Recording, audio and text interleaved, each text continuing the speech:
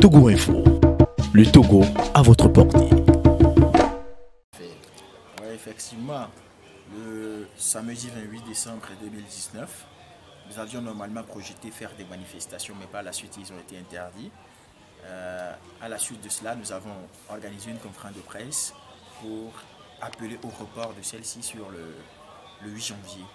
Mais chemin faisant, et surtout en tenant compte aussi de la stratégie de notre adversaire, nous avons décidé de surseoir à toutes ces actions et d'opter pour plutôt à une grève collective de la faim le 8 janvier, le mercredi 8 janvier, devant l'ambassade des États-Unis d'Amérique, et des manifestations publiques à Lomé, à Vaughan, à Afagnan, à Kara, à Sokode, à Mango et dans d'autres villes et de l'intérieur et des pays d'Europe et d'Amérique les 11 et 13 janvier 2020, et toujours pour dire non au 4e mandat de Faure Gnassingbé et pour demander la libération des détenus politiques.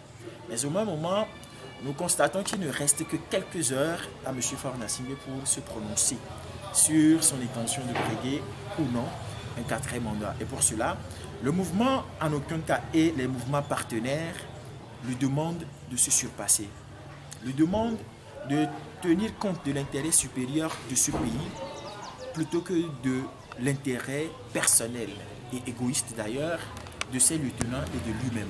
Parce qu'à l'heure actuelle, il y a beaucoup de personnes qui lui disent « Président, fais ce que tu fais, essaye de briguer un 4e mandat, il n'y a rien en face. » Mais il sera surpris parce que l'histoire est têtue.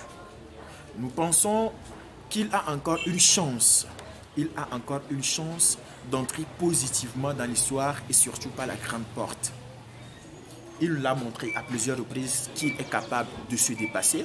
Par ma libération, dans le contexte qu'on connaît, il a pu montrer qu'il pouvait se dépasser. Et nous pensons qu'il peut également faire autant. Mais s'il s'entête, nous autres n'aurons d'autre choix que d'organiser la résistance politique telle qu'il le faut.